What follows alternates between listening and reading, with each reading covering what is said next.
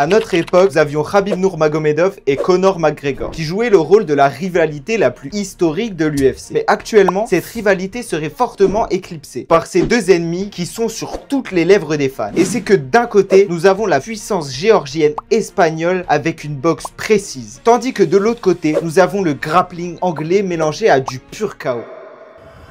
Dans cette vidéo, vous verrez l'histoire de la rivalité entre Ilia Topuria et Paddy Pimblett. Une rivalité qui s'est construite pendant plusieurs années. Tout cela a commencé il y a près de 3 ans, bien avant que l'un ou l'autre n'atteigne le sommet de leur division respective. À ce moment-là, ils avaient tous deux obtenu de grosses victoires à l'UFC, mais ils n'avaient pas encore affronté de rivaux du premier ordre. Malgré tout, les deux étaient bruyants, confiants et n'avaient aucun problème à dire ce qu'ils pensaient, surtout l'un de l'autre. Alors est arrivé le tweet de Paddy se moquant de Topuria et même attaquant son pays natal. Mira, él un día tuvo como un intercambio en Twitter de una discusión con un compañero mío y él dijo, le puso como, ahora entiendo por qué los rusos bombardearon Georgia, porque sois unos tontos. Alors faire une blague sur quelque chose comme ça, je sais pas, ça me semble inhumain. C'est comme la guerre actuelle entre la Russie et l'Ukraine. Et que quelqu'un dise, maintenant je comprends pourquoi les Russes leur jettent des bombes, parce que les Ukrainiens sont des idiots. Donc forcément, ces mots ne sont pas passés auprès d'Ilia, car nous parlons d'un guerrier fier et émotionnel. Et quand ils se sont finalement croisés à l'UFC Fight Night à Londres, Topuria n'a pas hésité à se jeter sur Pimblett.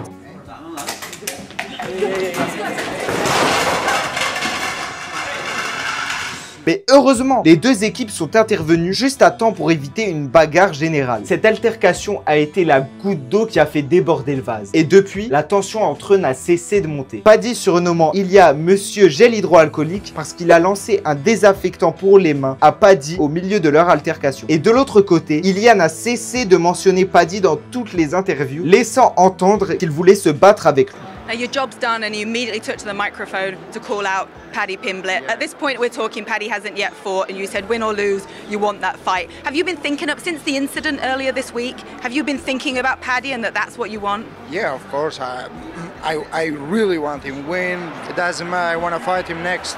I want to kick really his ass. Puis il y a eu des rumeurs d'une éventuelle saison de The Ultimate Fighter où ils seraient les entraîneurs principaux. Entonces nada, de ahí nació y luego nos vimos, tuvimos ese intercambio y ahora vamos a ver porque a lo mejor nos ponen como los entrenadores en el TUF, Paddy y yo como entrenadores y luego pelear con él. Mais cette rivalité a pu être montrée au monde lors de la conférence de presse de l'UFC 282 où Ilia affronterait Bryce Mitchell tandis que Paddy affronterait Jared Gordon. Mais aucun de ces combats ne serait très important pour les fans, car dès l'instant où les microphones se sont allumés, il semblait que ce soir-là, les deux allaient s'affronter dans un combat très chaud. When I saw him last time, he got a hand sanitizer bottle bounced off his foot.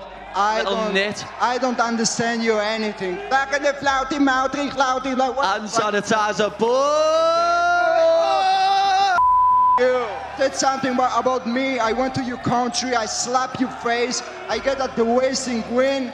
I walk like a king in your street. Are you talking English? What you did? What you Is that did, English? Man? Yeah, of course I Speak do. English for the people. Shut up. Not German or Spanish like you're from. I'm talking in English and you in English. You get the en espagnol. Ce qui s'est passé lors de cette conférence a volé toute l'attention. Aucun des deux combattants n'a retenu ses coups. Et bien qu'il n'y ait pas eu d'échange de coups de poing, les mots étaient nucléaires, avec des menaces, des insultes et du pur venin. Après toute cette attention, les deux combattants ont remporté une victoire, mais de manière très différente. Tandis qu'Ilia Topuria a complètement détruit Bryce Mitchell, le mettant au sol avec les poings et le soumettant avec un étranglement au deuxième round. En revanche, Paddy Pimblett a donné l'une des performances les plus faibles de sa carrière, gagnant par une décision très controversée contre Jared Gordon. Une décision qui a rendu furieux aussi bien les fans que la presse spécialisée. Bien sûr, Ilia n'est pas resté silencieux. Il s'est moqué de Paddy sur les réseaux sociaux et a continué à lancer des pics sur ce combat étrange contre Gordon. Mais avec le temps, la rivalité s'est refroidie et elle est entrée dans une guerre silencieuse. Pendant des mois, les deux ont suivi leur propre chemin. Grimpant les échelons, Paddy a progressé dans les classements de poids légers, battant des noms comme Tony Ferguson et Bobby Green. Pendant ce temps, Ilia Topuria était occupé à écrire l'histoire. En juin 2023, il a complètement dominé Josh Emmett. Puis en février, il a surpris tout le monde en mettant KO Alexander Volkanovski. Quelque chose que personne n'avait réussi dans l'histoire des poids plumes. Et il a fait encore plus. À l'UFC 308, pour ma grande tristesse, il y a à affronter le deuxième meilleur poids plume de l'histoire, Max Holloway. Et cette nuit sombre d'octobre, Topuria a livré une performance parfaite, devenant le premier homme à mettre KO l'invincible Max Holloway.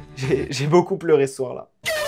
Mais naturellement, son vieil ami n'allait pas rester les bras croisés. Hand sanitizer boy with the win. Heavy. Well done earlier. Paddy Pimblett a finalement eu sa chance d'entrer dans le top 10 lors de son combat contre Michael Chandler à l'UFC 314. Mais juste avant ce combat, Ilia Topuria a repris la parole dans une interview audacieuse. He needs to win. Who? Chandler? No, Paddy? He's fighting with a veteran. You know, he needs to win, and hopefully he wins, because who knows, may in the future we face each other.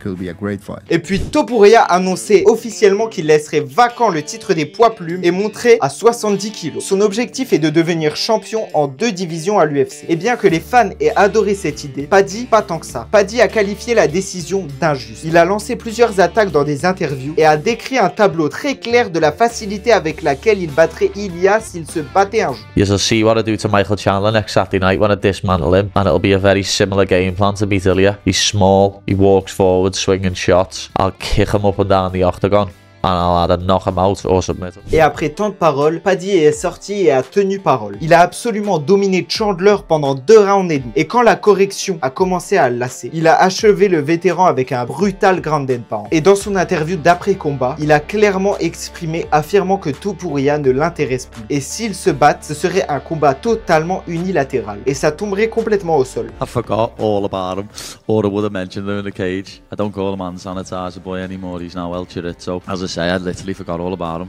That's how relevant he is. I'm ranked higher than he is at lightweight, you know. I'd love to welcome him to 155, but apparently he's sitting out and waiting for the title shot. Parce qu'ensuite, Topuria aurait l'opportunité de sa vie. Affronter Charles Oliveira pour la ceinture des poids légers, un combat qui s'est terminé assez rapidement car il y a achevé Charles avec un KO brutal, le laissant complètement inconscient. Ce soir-là aussi, j'ai beaucoup pleuré. Oliveira, je t'aime. Je t'aime, Oliveira.